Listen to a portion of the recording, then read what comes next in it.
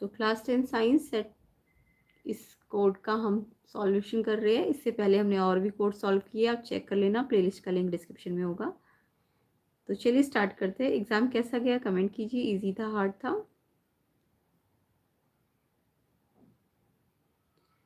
तो ये इसका सेक्शन ही बायोलॉजी है, इसको हम बाद में जल्दी जल्दी डिस्कस कर लेंगे। अभी फ़िलहाल हम इसके केमिस्ट्री और फिजिक्स को कर लेते हैं स्टार्टिंग से। तो ये सेट है 3।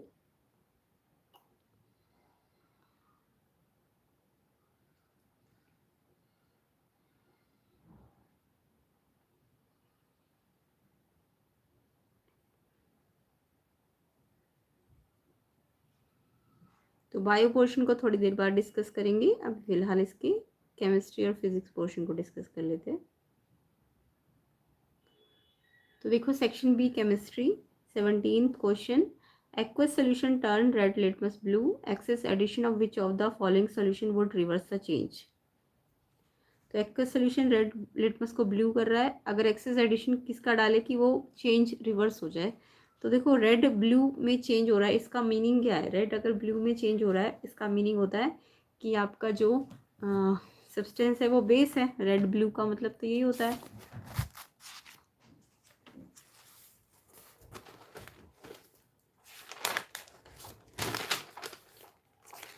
है ना? तो अगर रेड से ब्लू हो रहा है चेंज तो बेस है, और बेस को अगर मेरे को वापस रिवर्स करना है तो बेस में क्या डालना पड़ेगा? एसिड डालना पड़ेगा, तभी रिवर्स होगा। तो यहाँ पे एसिड कौन सा था? हाइड्रोक्लोरिक। बाकी सारे बेसिस है, तो इस ये रेड से ब्लू मतलब बेस, बेस को रिवर्स जाना है तो यानी एसिड मिक्स करना पड़ेगा। तो हाइड्रोक्लोरिक एसिड, बी ऑप्शन इसका आंसर था 17 का। तो कमेंट कीजिए किस किस ने ये आंसर लिखा है।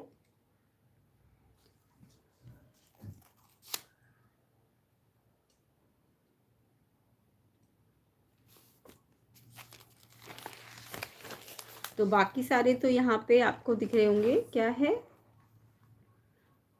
सोडियम हाइड्रोक्साइड बेस है, बेकिंग सोडा बेस है, माइल्ड बेस है, स्लेट लाइम भी बेस है, तो ये सब बेसिस है। तो आपको हाइड्रोक्लोरिक एसिड मिक्स करना पड़ेगा। क्वेश्चन 18 पे आते हैं। While washing dirty clothes by soap micelles are form, select the correct statement about micelles. तो यहाँ पे करेक्ट स्टेटमेंट ढूंढनी थी, तो यहाँ पे आपको आयनिक एंड के बारे में पता होना चाहिए, वो किससे अट्रैक्ट होता है एंड जो चेन है वो किससे अट्रैक्ट होती है। तो ऑप्शन ए इसका आंसर होना चाहिए। ठीक है, तो हाइड्रोफोबिक टेल जो होती है वो इंटीरियर होती है, हाइड्रोफिलिक एंड सरफेस पे होता है। तो ऑप्शन ए आंसर है इसका। नेक्स्ट क्वेश्चन नंबर 19 देखिए। Which one of the following metal does not react with cold water. कौन सी मेटल है जो कोल्ड वाटर के साथ रिएक्ट नहीं करती? तो रिएक्टिविटी सीरीज अगर आपको याद होगी तो सोडियम, पोटेशियम, जितनी भी रिएक्टिव मेटल्स है वो कोल्ड वाटर के साथ रिएक्ट करती है। पर जो मीडियम वाली होती है, मिडिल वाली, मैग्नीशियम के बाद वाली, वो कोल्ड वाटर के साथ रिएक्ट नहीं करती है। मैग्नीशियम के बाद तो सोडियम, पोटेशियम, कैल्शियम, ये तीनों तो ठंडे पानी से रिएक्ट कर लेती है क्योंकि ये रिएक्टिव मेटल्स है। बट मैग्नीशियम जो है वो हॉट वाटर के साथ रिएक्ट करती है, तो मैग्नीशियम यहाँ पे कोल्ड वाटर के साथ रिएक्ट नहीं करती है, इसलिए मैग्नीशियम आंसर है, ऑप्शन डी। तो 19 का आंसर आपका ऑप्शन डी मैग्नीशियम हो जाएगा। तो किस किस बच्चे ने 19 का आंसर मैग्नीशियम लिखा है, उनका आंसर करेक्ट है। बाकी अदर कोर्स के सोल्यूशन भी मिल जाएंगे। व्हाट्सएप नंबर पे अपना क्वेश्चन का पीडीएफ सेंड कर देना, तो आपको अदर कोर्स के सोल्यूशन भी मिल जाएंगे थोड़ी देर बाद। करेंगे अभी फिजिक्स सेक्शन भी करेंगे, कंप्लीट करेंगे। तो यहाँ पे 19 का आंसर मैग्नीशियम हो जाएगा। नेक्स्ट क्वेश्चन पे आते हैं। क्वेश्चन 20 है आपका। C6H12O6 + 6O2 give 6CO2 6H2O। तो ये आपको पता है ना, ग्लूकोज बर्न हुआ तो ये क्या होता है? रेस्पिरेशन होता है। जब ग्लूकोज इस साइड हो, ग्लूकोज बर्न हो रहा है, तो इट मीन्स रेस्पिरेशन प्रोसेस है ये। रेस्पिरेशन में तो CO2 और H2O रिलीज होता है। तो यहाँ पे आपका रेस्पिरेशन प्रोसेस है, और रेस्पिरेशन कैसा होता है? एक्सोथर्मिक रिएक्शन होती है। जो रेस्पिरेशन है वो एक्सोथर्मिक रिएक्शन है। तो सी ऑप्शन है इसका आंसर। तो कौन सा रिएक्शन हो रहा है? रेस्पिरेशन एंड एक्सोथर्मिक है। अगर ये ग्लूकोज इसके इस साइड होता ना, मान लो ग्लूकोज यहाँ होता, तो तब आपका फोटोसिंथेसिस होता, अगर ग्लूकोज इस साइड होता। तो फिर फोटोसिंथेसिस होता तो वो एंडो होता, एंडोथर्मिक, लेकिन यहाँ पे रेस्पिरेशन हुआ इसलिए एक्सोथर्मिक है। क्लियर? ऑप्शन सी है इसका आंसर क्वेश्चन 20 का। कमेंट कीजिए किस किस बच्चे के आंसर सही है एंड वीडियो को शेयर कर दो, ज़्यादा से ज़्यादा लाइक कर दो, कंप्लीट सोल्यूशन मिलेगा, जल्दी जल्दी लाइक कर दो। नेक्स्ट क्वेश्चन देखो, तो ऑप्शन सी एक्सोथर्मिक रिएक्शन है यहाँ पे। 21 देखिए, the volume ratio of hydrogen oxygen gases liberated during electrolysis of water. तो जब वाटर का इलेक्ट्रोलिसिस करते हैं तो H2O2 रिलीज होती है, तो सबको पता है। अब उनका वॉल्यूम रेशियो भी आप ज़्यादातर बच्चे याद करके जाते हैं, तो आई होप सबने याद किया होगा। तो जब आप H2O को इलेक्ट्रोलिसिस करते हो तो H2O2 बैलेंस करो रिएक्शन को। अब देखो, जब बैलेंस करोगे ना तो ये 2 पार्ट है और ये 1 पार्ट है, तो ये वॉल्यूम रेशियो ही होता है। ये जो कॉफिशिएंट है ना, यही वॉल्यूम रेशियो है, तो इसका वॉल्यूम रेशियो 2:1 आता है। और अगर मास रेशियो, वैसे तो पूछा नहीं इन्होंने, मास रेशियो पूछते तो जनरल नॉलेज के लिए याद रखना, हाइड्रोजन 1 पार्ट, मास 1 पार्ट है मास वाइज, और ये 8 पार्ट है, तो मास रेशियो 1:8 है। बट वॉल्यूम रेशियो पूछा है तो 2:1, जो कॉफिशिएंट है उन्हीं से वॉल्यूम रेशियो बन जाएगा। ऑप्शन बी आंसर है क्वेश्चन 21 का। नेक्स्ट क्वेश्चन देखिए, तो 2:1 है answer. Shoulder is an alloy of, बहुत इंपॉर्टेंट क्वेश्चन था। शोल्डर अलॉय है किसकी? लेड और टिन से बनती है। ये किससे बनती है? लेड और टिन से। ये वेल्डिंग पर्पज में यूज होती है क्योंकि इसका मेल्टिंग पॉइंट लो होता है। कैसा होता है? मेल्टिंग पॉइंट लो होता है।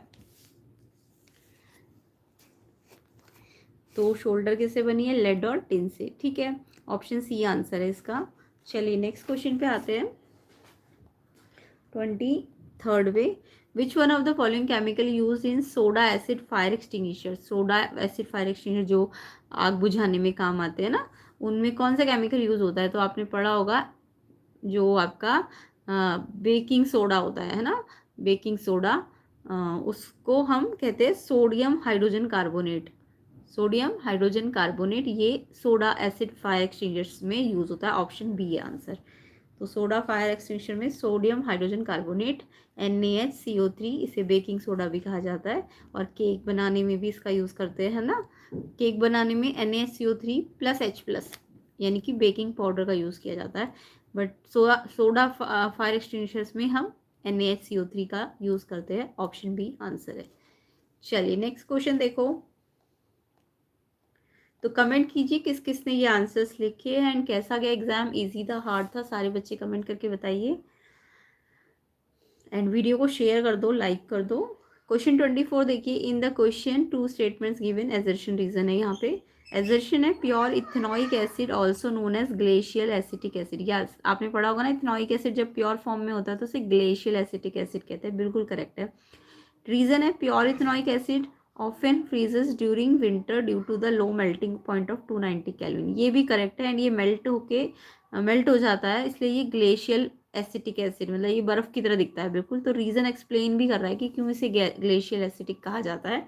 तो इट मीन्स आपका एजर्शन करेक्ट है, रीजन करेक्ट है, एक्सप्लेनेशन भी करेक्ट है, तो इसलिए ऑप्शन ए आंसर। क्या है इसका आंसर? Option A. दोनों करेक्ट भी और एक्सप्लेनेशन भी करेक्ट है। ऑप्शन ए क्वेश्चन 24 का आंसर है। नेक्स्ट क्वेश्चन पे आते हैं। नेक्स्ट क्वेश्चन है आपका, write the balanced chemical equation for the preparation of. Balance chemical equation, sodium hydroxide by electrolysis of brine solution. Brine solution मतलब NaCl का जो सोल्यूशन होता है, उससे सोडियम हाइड्रोक्साइड बनाने की आपको रिएक्शन बनानी थी, प्रिपरेशन रिएक्शन जो होती है। तो ये तो सबको ही आती होगी।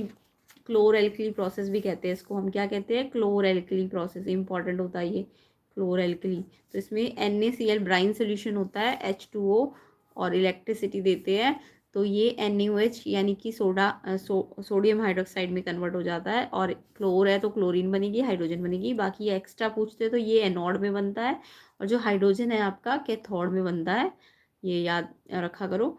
एनोड, और इसका रेशो वॉल्यूम रेशो 1:1 बनता है। ठीक है, तो ये आपका क्लोर एल्कली प्रोसेस भी कहा जाता है इसको। तो 25 का आंसर ए, ऑप्शन ए का तो ए है। नेक्स्ट इसमें था सोडियम कार्बोनेट बनाने का प्रिपरेशन। तो सोडियम कार्बोनेट तो आपको आता ही होगा, एसिड बेस वाले चैप्टर में आपने पढ़ा होगा। Na2CO3 कैसे बनता है।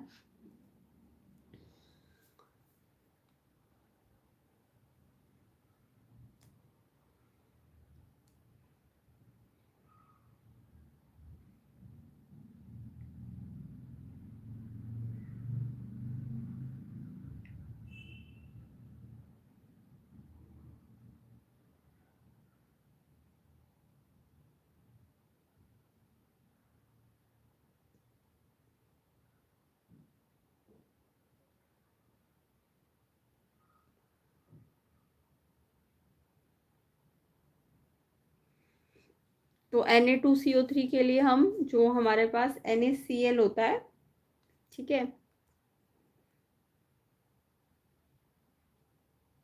उसमें हम NH3CO2 और H2O ये सब देते हैं, और प्रोडक्ट रिएक्टेंट जो प्रोडक्ट साइड होता है वो बनता है NH4Cl, और यहाँ पे आपका NaHCO3 बन जाता है। क्या बन जाता है? NaHCO3।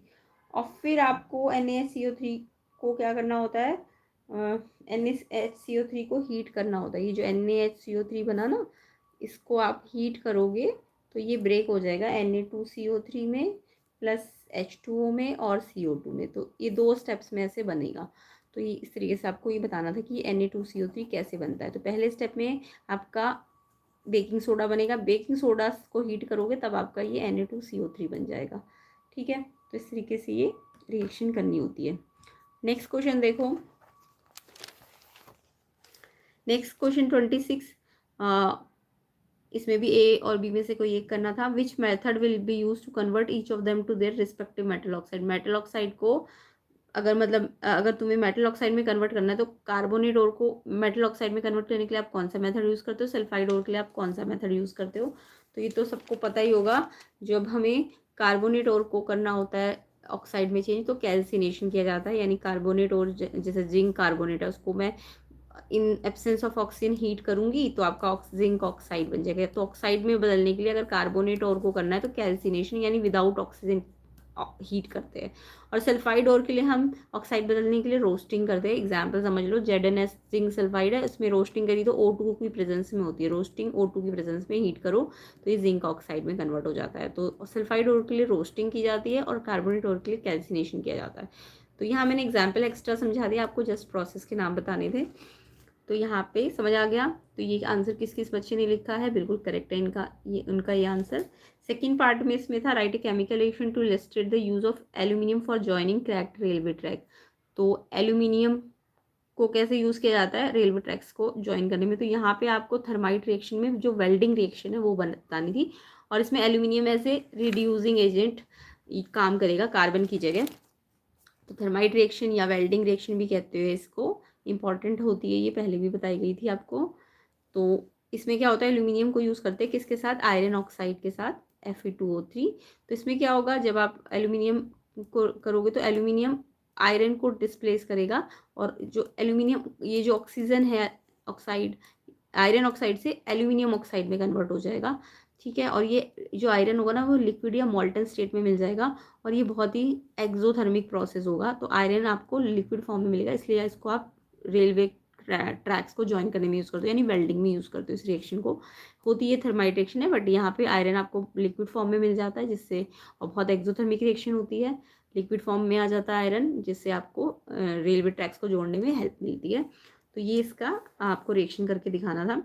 थर्ड है during extraction of metal electrolytic refining use to obtain pure metal which material will be used as anode and cathode for the refining of copper metal by this process. तो आपको पता है जो highly reactive metals होती है उनको अगर मेरे को रिफाइन करना है, रिफाइनिंग करनी है, तो उनके लिए हमें क्या करना होता है,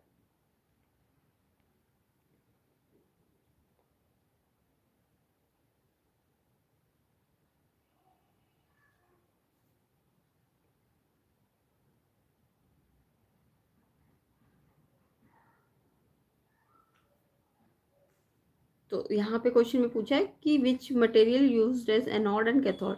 तो रिफाइनिंग में एक जगह हम इम्प्योर किसकी रिफाइनिंग कर रहे हैं, कॉपर की ना। तो इम्प्योर जहाँ कॉपर होगा वो एनोड में होगा, और जो प्योर कॉपर होता है वो कैथोड में होता है। तो आपको बताना था जो एनोड है वहाँ इम्प्योर कॉपर होगा, और कैथोड में आपका प्योर कॉपर होता है। बस इतना ही बताना था, ठीक है। और इसके अलावा बस यही पूछा था कौन सा मटेरियल यूज होगा एनोड में और कैथोड में। तो एनोड में आपको इम्प्योर मेटल लगानी है, और कैथोड में आपको प्योर मेटल लगानी है। नेक्स्ट है right all the reactions involve in the extraction of zinc from ZnS। Zinc sulphide से जिंक में जाना है, जिंक को एक्सट्रैक्ट करना है, तो क्या क्या करोगे। देखो सल्फाइड तो अभी बताई थी रोस्टिंग होती है, सल्फाइड और के लिए क्या करनी पड़ेगी, आपको रोस्टिंग करनी पड़ेगी। तो सबसे पहले तो आप जिंक सल्फाइड से जिंक ऑक्साइड में कन्वर्ट करने के लिए रोस्टिंग करोगे, अभी समझाया था ये। रोस्टिंग में ऑक्सीजन और हीट करते हैं ऑक्सीजन के साथ, तो ऑक्साइड और सल्फर डाइऑक्साइड गैस बनती है। फिर देन आपको ये जो जिंक ऑक्साइड मिला होता है इसको रिडक्शन करना होता है कार्बन से। तो जिंक ऑक्साइड को कार्बन से रिड्यूस करते हो तो आपको जिंक मिल जाएगा और कार्बन मोनोऑक्साइड गैस बन जाएगी। तो आपका ZnS से Zn में आप पहुंच जाओगे 2 स्टेप करके। तो इस तरीके से इसकी हम रोस्टिंग और रिडक्शन करेंगे। नेक्स्ट देखो, नेक्स्ट है hydrogen gas not evolve when most of the metal react with nitric acid, give reason. तो देखो ज़्यादातर एसिड्स तो क्या करती है, मेटल्स के साथ रिएक्ट करके हाइड्रोजन गैस बनाती है ना। बस लो रिएक्टिव मेटल्स नहीं करती, हाइड्रोजन नहीं बनाती है, बट जितनी भी हाइड्रोजन से ऊपर वाली मेटल्स होती है वो क्या करती है, मेटल जो होती है वो एसिड के साथ रिएक्ट करके क्या बनाती है, H2 गैस बनाती है। बट नाइट्रिक एसिड जो है वो हाइड्रोजन गैस सारे मेटल्स के साथ नहीं बनाता है। वो क्यों नहीं बनाता है, क्योंकि नाइट्रिक ऑक्साइड जो है HNO3, ये जो एसिड है ना ये एक स्ट्रॉन्ग ऑक्सीडाइजिंग एजेंट है, और ये क्या करता है, ऑक्सीडाइज कर देता है जो भी हाइड्रोजन बन रही होती है ना उसको वाटर में ऑक्सीडाइज कर देता है। इसलिए इससे हम H2 नहीं बना पाते। सिर्फ मैंगनीज मेटल और मैग्नीशियम मेटल इन्हीं से H2 बन देगा रिएक्शन करके। HNO3, ये रिएक्शन तो आपको करना आता है ना कि ये मेटल NO3 ले लेगी और H2 बना देगी, बट ये सारे मेटल्स के साथ H2 को डिस्प्लेस नहीं करेगा। रीज़न ये कि H2 से H2O बना देगा क्योंकि ये एक स्ट्रॉन्ग ऑक्सीडाइजिंग एजेंट है। तो ये आपको रीज़न लिखना था इसमें। नाइट्रिक एसिड एक्सेप्शन होता है, नाइट्रिक एसिड वो H2 हर एक को नहीं देगा, हर एक मेटल के साथ रिएक्ट करके नहीं देगा, सिर्फ इन दो मेटल से ही करके देगा। क्यों देगा ऐसा, बाकियों के साथ क्यों नहीं करेगा, क्योंकि ये रीज़न है इसका। तो यहाँ पे सेकेंड क्वेश्चन हो गया 26 का। 27 देखिए, write to observation when green colour crystal ferrous sulphate are heated in a boiling tube. क्या होगा जब ग्रीन कलर के क्रिस्टल फेरस सल्फेट के बॉइलिंग ट्यूब में हीट करेंगे। तो देखो ग्रीन कलर के फेरस सल्फेट है और आप उसे हीट कर रहे हो, तो हीट करने से क्या होगा, वो ब्रेक होगा, डिकम्पोज होगा।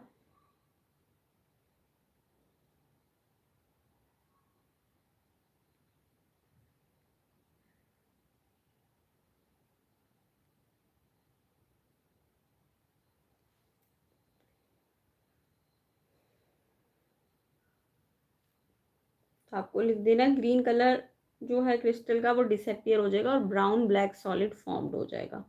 और यहाँ पे SO2 SO3 गैसेस बनेंगी। कौन सी गैसेस बनेगी, SO2 और SO3। तो green colour disappear, brown black colour आ जाएगा, और जो गैसेस है वो SO2 और SO3 बनेगी। ठीक है, तो वो रिएक्शन आपको आता ही होगा। Why brown coloured copper powder turn black on heating. जो ब्राउन कलर कॉपर पाउडर होता है जब हीट करते हैं तो हीटिंग मतलब ब्लैक कलर का हो जाता है, क्योंकि वो कॉपर ऑक्साइड में कन्वर्ट हो जाता है। क्या बन जाता है, कॉपर से कॉपर ऑक्साइड। तो यहाँ पे आपको कॉपर को जब आप हीट करोगे ना तो कॉपर ऑक्साइड में कन्वर्ट हो जाएगा। ठीक है,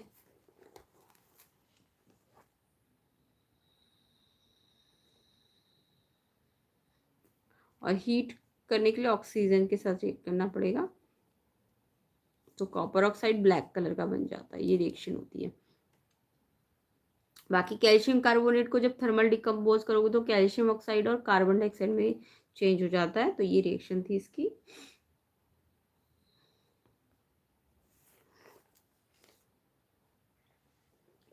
नेक्स्ट है पीएच के बारे में था। पीएच में आपको पता है कि जो पीएच होता है, स्ट्रेंथ होती है वो H+ और OH- पे डिपेंड करती है, और पीएच स्केल बताता है कि एसिड और बेस की स्ट्रेंथ को कैसे प्रिडिक्ट किया जाता है। ठीक है, कैसे बताता है, हाइड्रोजन आयन कंसंट्रेशन बताता है, मेजर करता है। तो कौन से इंडिकेटर है जो हमें स्ट्रॉन्ग एंड एसिड और बेस, मतलब एसिड और बेस की स्ट्रेंथ के बारे में बताते हैं, ऐसे कौन से इंडिकेटर।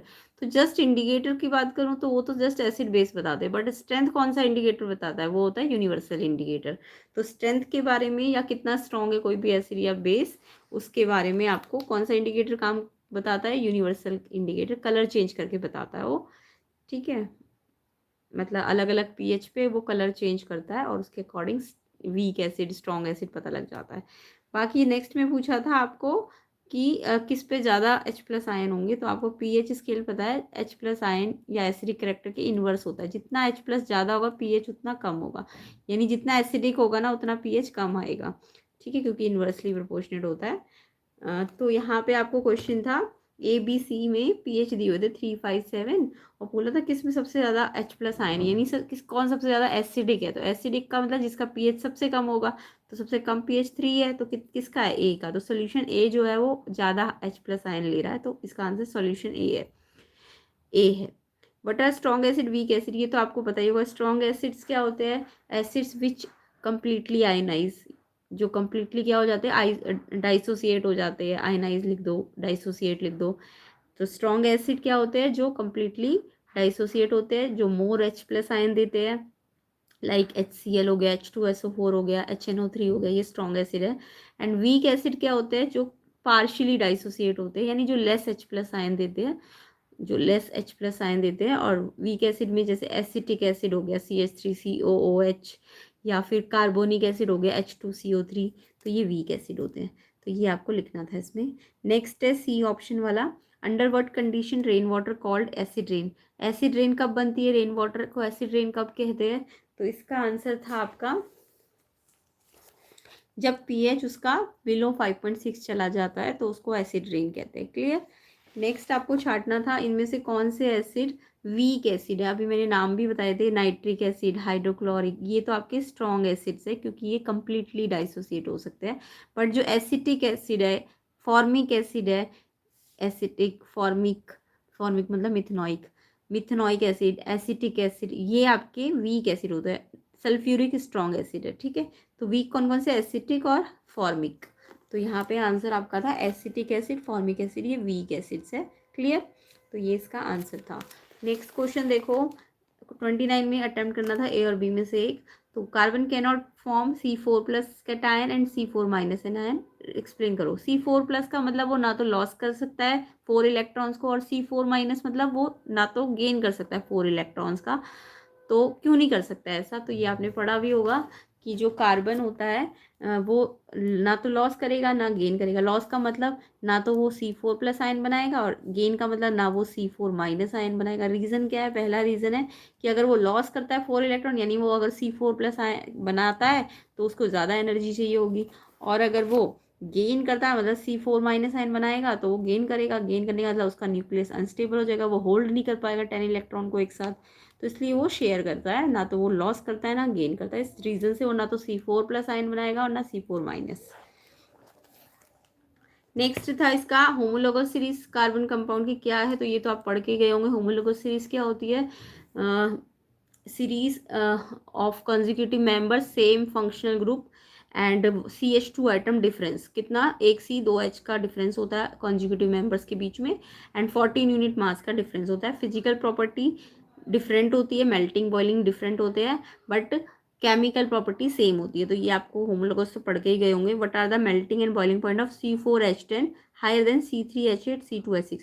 तो जब देखो मैंने भी बताया होमोलोगस सीरीज में फिजिकल प्रॉपर्टी डिफरेंट होंगी, मतलब मेल्टिंग बॉइलिंग चेंज हो जाएंगी जैसे जैसे कंपाउंड जो, मतलब फंक्शनल ग्रुप सेम होना चाहिए।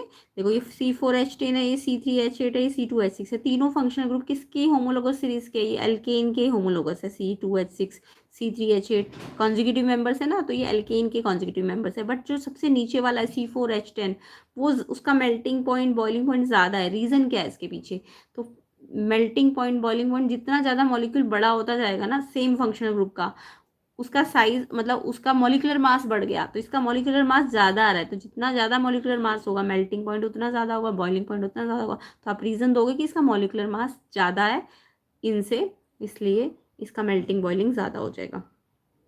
What happens when ethanol is heated with acidified potassium dichromate. तो ये रिएक्शन तो आपको आती होगी, जब इथेनॉल को आप, इथेनॉल मतलब C2H5OH, इसको पोटेशियम डाइक्रोमेट के साथ आप ऑक्सीडाइज करते हो, तो ये ऑक्सीडाइजिंग एजेंट होता है। ये क्या होता है, ये ऑक्सीडाइजिंग एजेंट होता है।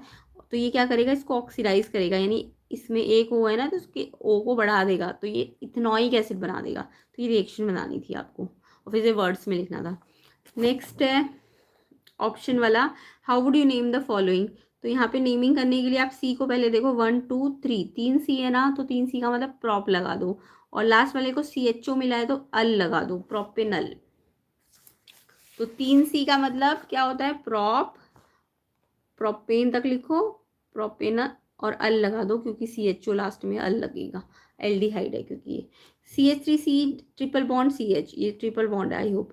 CCC कितने C है, 3C है, इसमें भी प्रोपेन तक तो प्रॉप तक तो लिखना है और ट्रिपल बॉन्ड है तो आइन लगा दो, तो प्रॉप लिख के आइन लगा दो ट्रिपल बॉन्ड, अगर डबल बॉन्ड होता तो ईन लग जाता, ENE।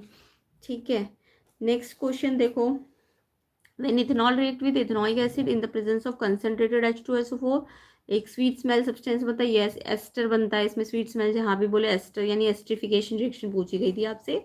एंड देन पूछा था कौन सी क्लास ऑफ कंपाउंड में ये जो स्वीट स्मेल बना है उसको कौन सी क्लास में आता है, तो इसका नाम तो एस्टर क्लास का है बट इसको प्रॉपर बोलते हैं इथाइल इथेनॉइड। ठीक है, तो हमें पता है कि जब हम इथेनॉल और इथेनॉइक दोनों को रिएक्ट करते हैं तो स्वीट स्मेल एस्टर बनते हैं, तो उनकी क्लास को क्या कहते हैं, एस्टर कहते हैं, क्या कहते हैं, एस्टर कहते हैं, है ना।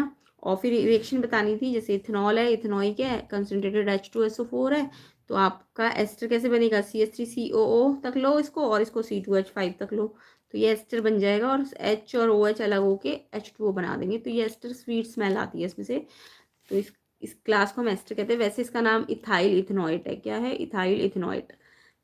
उसके बाद नेक्स्ट क्वेश्चन तो और भी सिंपल था,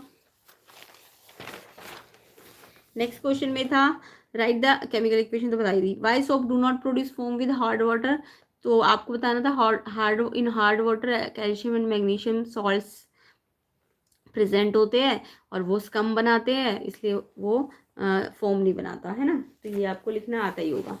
in hard water calcium and magnesium ion या सॉल्ट प्रेजेंट होते हैं एंड स्कम बन जाता है और स्कम क्लिनजिंग एक्शन में हिंड्रेंस प्रोड्यूस करता है। नेक्स्ट था सेक्शन C पे आते हैं फिजिक्स, जो बच्चे वेट करते ज़्यादातर, तो फिजिक्स के भी न्यूमेरिकल्स भी देख लेंगे आज हम एंड अदर सॉल्यूशंस भी मिल जाएंगे अदर कोर्स के, आप चेक कर लेना, PDF अपनी भेज देना इस व्हाट्सएप नंबर पे, तो अपना PDF कंप्लीट जो क्वेश्चन पेपर है वो PDF फॉर्म में भेज देना, तो आपको आपके सॉल्यूशंस मिल जाएंगे थोड़ी देर बाद।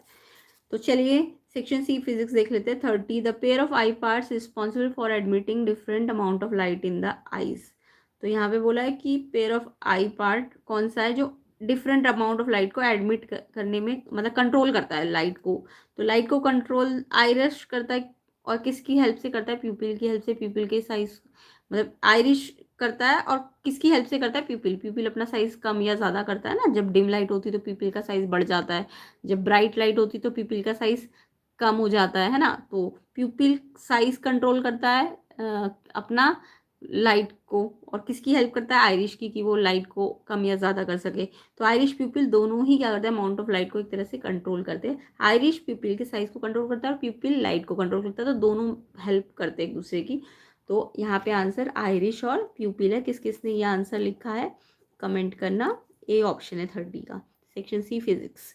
चलिए नेक्स्ट क्वेश्चन पे आते हैं 31st the vision defect which arise due to gradual weakening of the ciliary muscle, easy question है ये भी, मोस्टली इजी क्वेश्चन आए हुए फिजिक्स में तो अभी तक। तो जब सिलियरी मसल वीक हो जाती है ओल्ड एज में तो उस टाइम पे कौन सा फ्लेक्सिबिलिटी ऑफ आइलेंस कम हो जाती है, तो इसको हम कहते हैं प्रेसबायोपिया, C ऑप्शन है इसका आंसर, ओल्ड एज में होता है ये ज़्यादातर। नेक्स्ट एजर्शन रीजन पे आते हैं, with the help of compass magnetic field line can be traced outside the bar magnet, yes ये मैग्नेटिक फील्ड लाइन क्या करती है, ट्रेस करती है फील्ड लाइन को आउटसाइड द बार मैग्नेट, बिल्कुल करेक्ट है।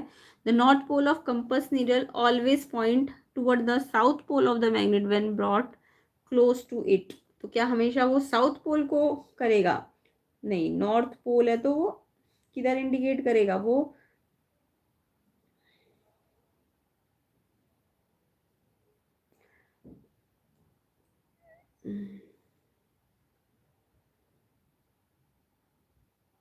मतलब वो उन्होंने बोला है कि always point south pole of the magnet and brought close to it, नहीं करता वो north pole of earth magnetic field करता है,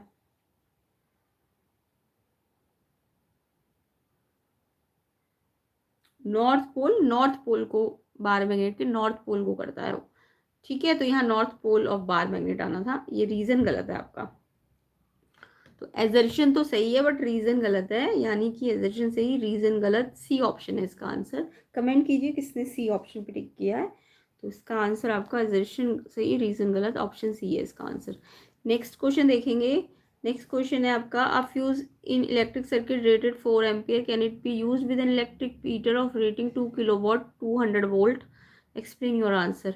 तो यहाँ पे जो फ्यूज़ है उसकी रेटिंग 4 एम्पियर है। पहले आप इससे यहाँ इस वाले इलेक्ट्रिक हीटर की आप करंट निकाल लो, फिर चेक करो कि किसका ज़्यादा है किसका कम है। तो यहाँ पे आपको दिख रहा है कि जो इलेक्ट्रिक हीटर है उसका आपको एक तो 2 किलोवाट का मतलब तो पावर दी हुई है। अच्छा, पावर किलोवाट में नहीं लेनी, वॉट में लेनी है, तो 1000 से मल्टीप्लाई कर देना। और वी आपको दिया है तो पावर होती है वी आई, तो आई निकल जाएगा पी से वी को डिवाइड करके। तो 2000/200 करोगे तो ये 10 एम्पियर आएगा, जबकि आपको दिया हुआ था 4 एम्पियर का फ्यूज़ है।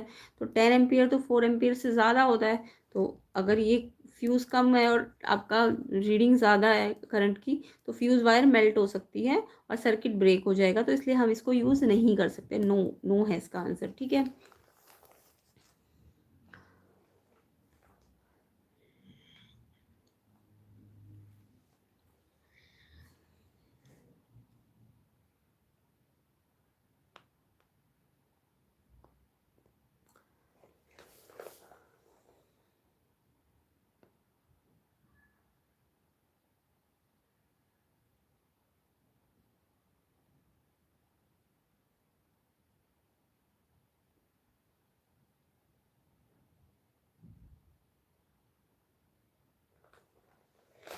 The north pole of compass needle always point toward the south pole of magnet.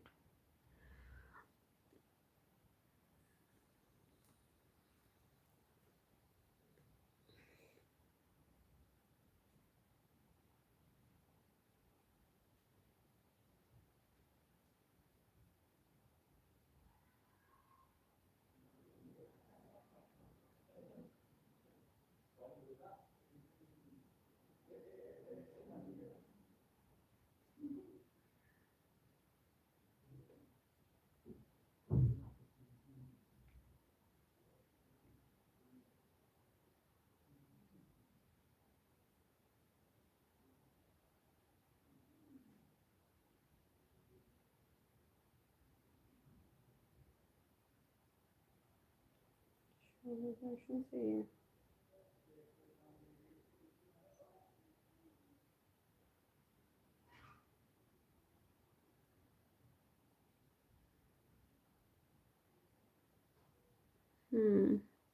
Compass needle का नॉर्थ पोल मैग्नेट के साथ, अच्छा ये भी ट्रू है। ठीक है, ठीक है, इसको करेक्ट कर लेना। 32 का रीजन भी करेक्ट है और एक्सप्लेनेशन भी करेक्ट है। तो एजर्शन रीजन करेक्ट है दोनों ही, एक्सप्लेनेशन भी करेक्ट है। ऑप्शन ए होना चाहिए इसका। 32 का आंसर ऑप्शन ए कर लेना। नेक्स्ट देखो, तो ये समझ आ गया। Next, how is an electromagnet made, right any two ways by which the strength of electromagnet can be increase. तो ये तो सब बच्चों को पता है, इलेक्ट्रोमैग्नेट कैसे बनती है। जैसे सोलेनॉइड के बारे में आपने पढ़ा होगा, सोलेनॉइड कैसे बनता है, वही चीज़ आपको इलेक्ट्रोमैग्नेट में बतानी थी।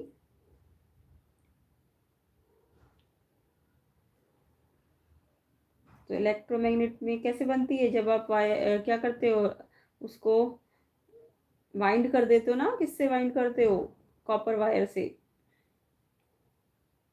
तो electromagnet created by passing an electric current through a coil of insulated wire around a soft iron core. Soft iron core में आपको एक इलेक्ट्रिक वायर कॉइल जो है वायर का, वो उसको क्या करना है, इंसुलेट इंसुलेटेड वायर का जो आपका कॉइल होगा उसे वाइंड करना है। तो उस तरीके से बनेगा। उसके बाद नेक्स्ट था इसमें कैसे आप स्ट्रेंथ को बढ़ा सकते हो इलेक्ट्रोमैग्नेट की। तो इलेक्ट्रोमैग्नेट की स्ट्रेंथ बढ़ाने के लिए आपको अमाउंट ऑफ करंट इंक्रीज करना पड़ेगा कॉइल में, नंबर ऑफ टर्न्स कॉइल के बढ़ाने पड़ेंगे, या फिर सॉफ्ट आयरन कोर का यूज़ करना पड़ेगा। तो इस तरीके से आप स्ट्रेंथ इंक्रीज कर सकते हो। Law which give the relation between the electric current flowing through a given conductor and the potential difference applied across it. तो करंट और पोटेंशियल डिफरेंस के बीच में कौन सा लॉ होता है, ये तो सबको पता होगा। ये होता है आपका ओम्स लॉ। तो आपको ओम्स लॉ बताना था। इसे पूरा मैंने तो शॉर्ट में लिख दिया, आपको पूरा प्रॉपर करना था। At constant temperature potential difference directly proportional to current, तो इसको वर्ड्स में लिखना था। और V equal to I R, R हो जाएगा V/I। फिर आपको ये ग्राफ बनाना था V वर्सेस I का। तो जो स्लोप है ये R है, R डेल्टा V/डेल्टा I। तो ये सारी चीज़ें लिखनी होती है। नेक्स्ट देखो, VI ग्राफ बना दिया। Next explain the phenomena of rainbow formation. तो ये रेनबो फॉर्मेशन भी आई होप सबको आता होगा। रेनबो में सबसे पहले रिफ्रैक्शन होता है, देन डिस्पर्शन होता है, देन आपको बताना था इंटरनल रिफ्लेक्शन होता है और फिर से रिफ्रैक्शन होता है। और फिर रेनबो में बताना था आपको जो वाटर ड्रॉपलेट्स है टाइनी प्रिज्म का काम करती है, सनलाइट एंटर करती है, रिफ्रैक्ट करती है, डिस्पर्स होती है, स्प्लिट होती है यानी, और फिर इंटरनल रिफ्लेक्शन के बाद रिफ्रैक्शन करके 7 कलर दिखते हैं। तो ये सारा आपको एक्सप्लेन करना था। यहाँ पे 36 में आपको एक हॉर्सशो मैग्नेट लगी है। ये आपको एक रॉड दी हुई है, तो इसमें पूछा था on the basis of given circuit arrangement answer the following. What happens to the rod A B when the key K is closed end Y. क्या होगा रॉड ए बी का जब की को आप क्लोज करोगे। तो इसमें आपको लिखना था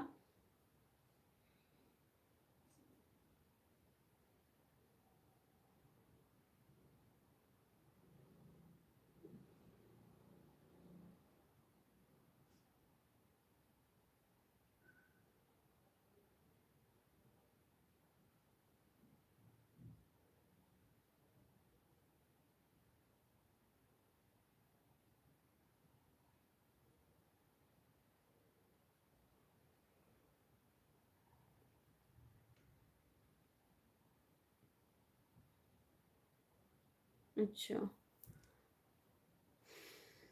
जब आप की को क्लोज करोगे तो करंट फ्लो होगा, है ना। करंट फ्लो होगा तो करंट फ्लो होने से क्या होता है, जो रॉड ए बी है वहां से करंट फ्लो होके जाएगा जब, तो एक मैग्नेटिक फील्ड बनेगी। क्योंकि ये मैग्नेटिक फील्ड के अंदर है ना, ये रॉड किस में है, मैग्नेटिक फील्ड के अंदर है। तो इससे एक फोर्स प्रोड्यूस होगा और फोर्स से ये डिस्प्लेस हो जाएगी। ये क्या हो जाएगी, डिस्प्लेस हो जाएगी। तो आपको लिखना था रॉड ए बी डिस्प्लेस हो जाएगी। रीजन मैंने समझा ही दिया कि की क्लोज है और करंट फ्लो करेगा, करंट फ्लो करेगा तो उसके इन्फ्लुएंस में मैग्नेटिक फील्ड होगा प्रोड्यूस, और मैग्नेट भी लगी हुई है तो मैग्नेटिक फील्ड से क्या होगा, फोर्स प्रोड्यूस होगा और उससे फिर रॉड क्या करेगी, डिस्प्लेस करेगी। तो ये आपको लिखना था। उसके बाद इसमें बोला था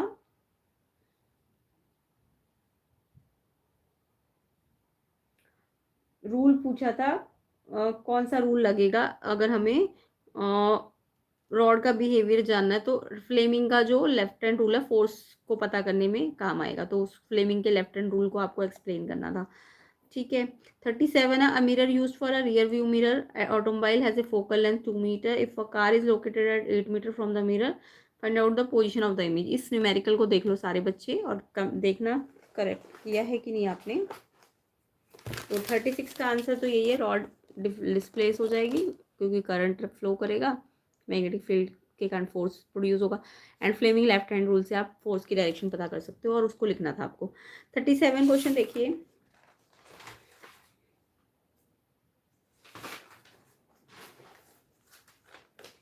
37 क्वेश्चन में आपको फोकल लेंथ दी है 2 मीटर, रियर व्यू मिरर है तो समझ जाओ कॉन्वेक्स मिरर है, rear view mirror convex mirror को कहते हैं। अब आपको बोला कार 8 मीटर पे, यानी ऑब्जेक्ट डिस्टेंस दिया हुआ था 8, और ऑब्जेक्ट डिस्टेंस माइनस में लेते हैं, मीटर में कन्वर्जन करने की ज़रूरत नहीं थी आपको। अब आपको यहाँ पे मिरर फॉर्मूला लगाना था 1/m1/v 1/u। उसके बाद ये फोकल लेंथ आपको 2 कॉन्वेक्स है तो इसलिए प्लस में ली है, 1/v प्लस 1/-8। ये प्लस माइनस यहाँ पे माइनस हो रहा है ना, इधर प्लस माइनस माइनस हो रहा है तो इस साइड जाएगा तो प्लस हो जाएगा, ये यहाँ जाएगा तो ये प्लस हो जाएगा। अब फिर एलसीएम लेना था, ये आएगा 5/8 और फिर इसको रेसिप्रोकल करके v निकल जाएगा 1.6 मीटर। तो जो ऑब्जेक्ट का डिस्टेंस है, सॉरी इमेज डिस्टेंस है, वो 1.6 मीटर होगा और पॉजिटिव है तो इट मीन्स वर्चुअल होगा। कैसा होगा, वर्चुअल इरेक्ट होगा। और आपको पता भी convex mirror always form virtual erect. And ये कैसी है, इमेज डिस्टेंस कम आ रहा है ना क्यू से, फोकल लेंथ 2 है, यानी आपने फोकल लेंथ अगर 2 है, सी आपका 4 है, तो आपने ऑब्जेक्ट को तो बियॉन्ड सी रखा हुआ है ना, तो ये जो आपका इमेज है वो इन बिटवीन आप कहाँ पे आएगी, सी और एफ के बीच में आएगी। बाकी कॉन्वेक्स मिरर का आपको डायग्राम बनाना आता होगा, कॉन्वेक्स मिरर कैसे बनता है, ऐसे करके आपको करना होता है। और आपको ये आपको कितना दिया हुआ था, पोल, ये फोकस, फोकस 2 है, 4 पे सेंटर ऑफ कर्वेचर। तो ऑब्जेक्ट तो आपने 4 से भी पीछे रखा हुआ है ना, 8 है, तो ये यानी कि ऑब्जेक्ट आपने यहाँ रखा हुआ है, सी से भी पीछे रखा हुआ है। तो सी से पीछे रखा हुआ है तो पहले तो पैरेलल लाइट रेज भेजो, डाइवर्स करवाओ फोकस से, फिर सी वाली रे भेजो, ये सी से ही जाएगी, है ना, और फिर दोनों कहीं ना कहीं कॉन्वेक्स मिरर है ना, तो ये तो ऊपर काटेगी, पहले सी से डाइवर्स करेगी,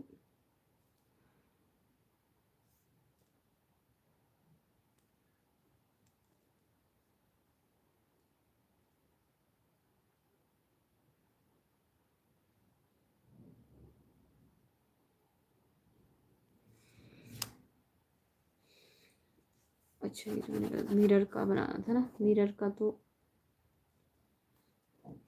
ये पी, ये एफ, ये सी, तो यहाँ पे ऑब्जेक्ट है, यहाँ पे मेरे को डाइवर्ज तो कराना है बट इधर की साइड ना, तो इसका फोकस इधर आएगा, और फिर सी से भेजो,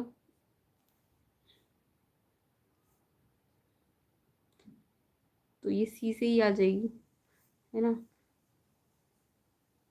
तो ये इधर की साइड बनेगी, वी पॉजिटिव होगा ना, इधर नहीं, इधर की साइड से बढ़ाने पे मिलेगी कहीं पे। तो डायग्राम आप खुद स्केल वगैरह से बनाओ इसका।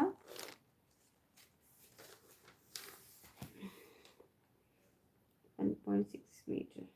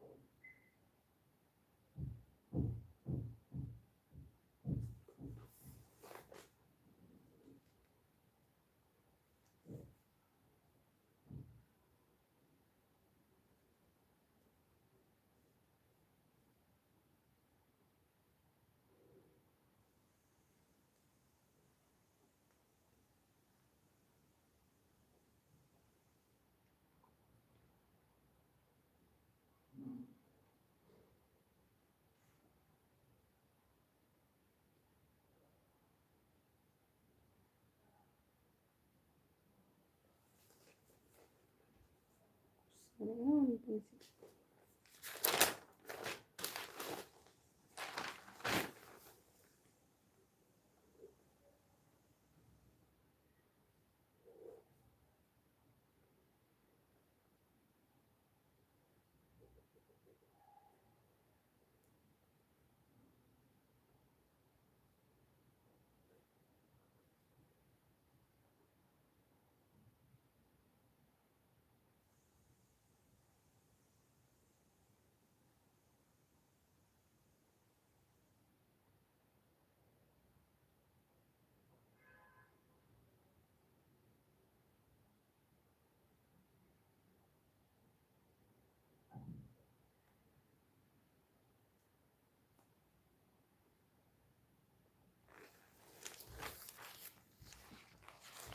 तो ये फोकस से कहीं पहले यहाँ पे इंटरसेक्ट कहीं करेगा, आप करके देखना इसको। पहले तो यहाँ पे रखा सी से पीछे 8 पे, तो फिर ये पैरेलल, फिर ये डाइवर्स होके रिफ्लेक्ट हो जाएगा, एंड देन फोकस वाला केस पैरेलल, और फिर यहाँ तो ये मीट नहीं कर रहा, तो ये यहाँ पे कहीं पे मीट करेगा, और इसे आप स्केल से बनाओगे तो ये फोकस से पहले फोकस 2 है ना, तो 1.6 पे कहीं पे इंटरसेक्ट करेगा, तो ऐसा कुछ बताएगा मैंने कहा।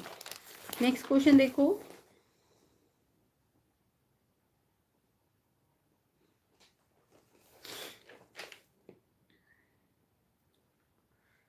3113 का 39 क्वेश्चन।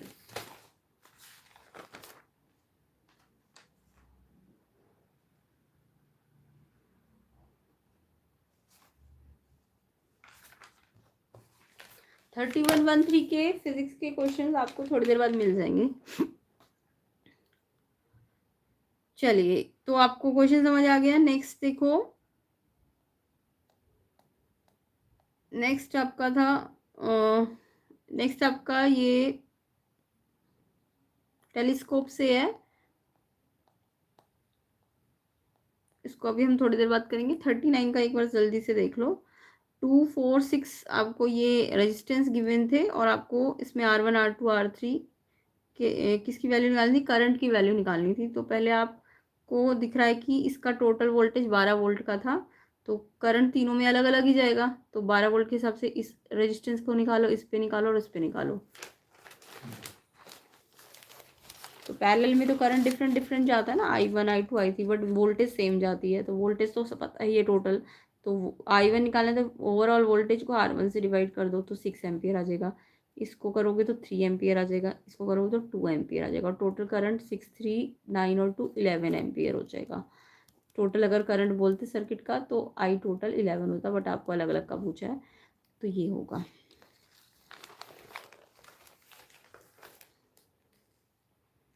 बाकी ये भी पता होगा इलेक्ट्रिकल रेजिस्टिविटी क्या होती है, resistance of 1 cube material, 1 cube किसी भी मटेरियल का 1 क्यूब का जो रेजिस्टेंस होता है उसको उसकी रेजिस्टिविटी कहते हैं। क्या कहते हैं? उसकी रेजिस्टिविटी कहते हैं।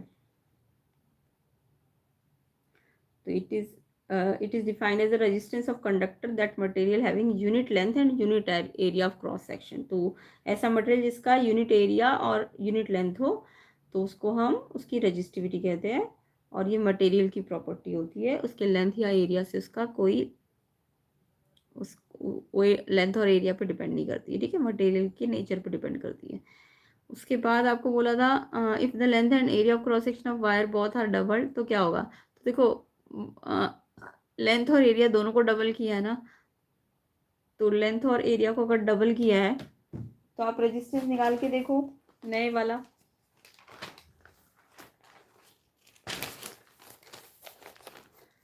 तो रेजिस्टेंस होता है रेजिस्टिविटी L/A। अब आपने नया रेजिस्टेंस निकाला तो रेजिस्टिविटी तो चेंज नहीं हुई, बट लेंथ भी डबल कर दी और एरिया भी डबल कर दिया। अब दोनों में सेम चेंज किया ना, तो ये 2 से 2 तो कट जाएगा, तो फिर से तो क्या आ जाएगा, जो नया रेजिस्टेंस है वो पुराने के ही तो क्या आ जाएगा, इक्वल आ जाएगा, तो सेम रहेगा। जब आप दोनों को डबल कर रहे हो तो इट मीन्स दोनों को डबल कर रहे हो तो रेजिस्टेंस नए वाला पुराने के ही इक्वल हो जाएगा, ठीक है, तो सेम रहेगा। नेक्स्ट था इसका third, calculate the electric current flowing through a 4 ohm resistor that produces 100 joule of heat every second. तो इलेक्ट्रिक करंट निकालना था, तो यहाँ पे हीट एनर्जी का फॉर्मूला लगाना था आपको। तो हीट एनर्जी I²RT होती है। हीट एनर्जी आपको जूल में दी हुई थी, आई निकालना था स्क्वायर में, रेजिस्टेंस 4 ओम था और टाइम 1 सेकेंड बोला था। I² निकालना था, 4 को डिवाइड ले जाओ, 25 का स्क्वायर रूट करो, स्क्वायर है तो 5 एम्पियर आएगा आई इसका। तो किस किस बच्चे का 5 एम्पियर आंसर है, बिल्कुल करेक्ट है।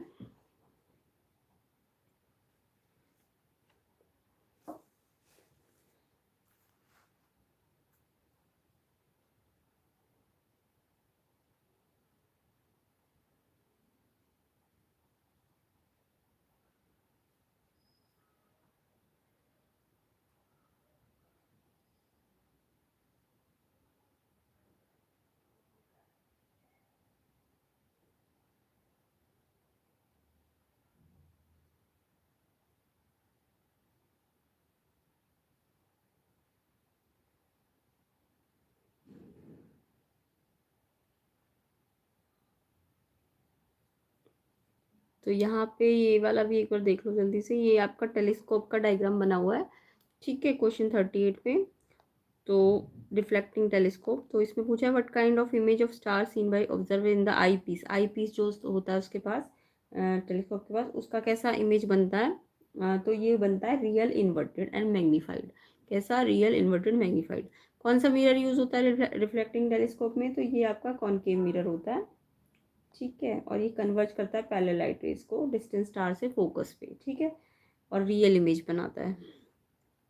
Explain with the reason what kind of optical device is used at the eyepiece. Eyepiece में कौन सा टाइप का लेंस या मिरर लगता है? तो आई पीस में आपका कॉन्वेक्स लेंस लगता है। कौन सा? कॉन्वेक्स लेंस, क्योंकि ये रियल इमेज को मैग्नीफाई करता है, लार्जर इमेज बनाता है। इसके बाद है what is the role of plane mirror in image formation by this telescope. Plane mirror का क्या काम है? तो ये रिफ्लेक्ट करता है लाइट रेज को, ठीक है, तो ये रिफ्लेक्ट करने के काम आता है, जो कन्वर्ज होके फोकस पे आती है, ठीक है। तो उसको ये कंफर्टेबल ऑब्जर्व करवाता है, तो ये इसका वर्क होता है। तो यहाँ पे हमारे फिजिक्स के क्वेश्चंस भी ख़त्म होते हैं। तो कमेंट कीजिए किसके कितने लॉन्ग क्वेश्चंस भी ठीक है, कितने ऑब्जेक्टिव क्वेश्चंस ठीक है। बाकी एक बार जल्दी से हम इसके बायो के क्वेश्चंस भी डिस्कस कर लेते हैं, ये क्वेश्चन पेपर कंप्लीट हो जाएगा।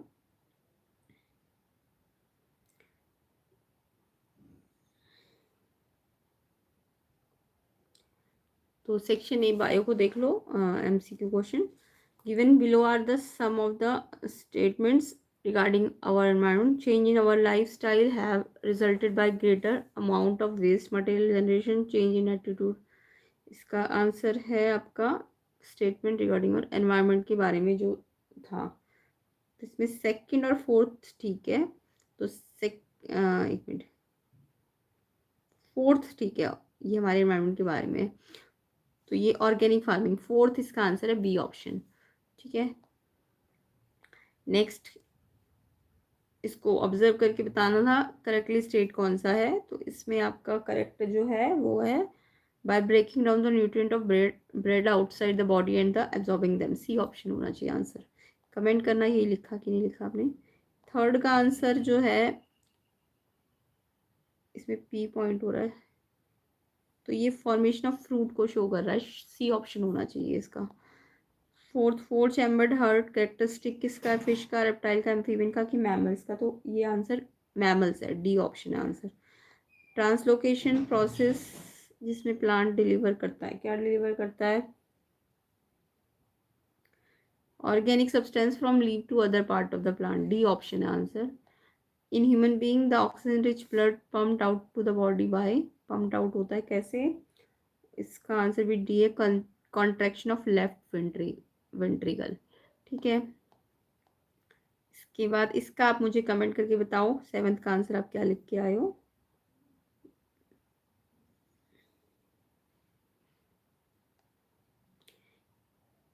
एथ का आंसर एजर्शन आपका 5%, हाँ ठीक है, ये सबसे ज़्यादा पेस्टिसाइड टर्शरी में मिलते हैं, करेक्ट है ये।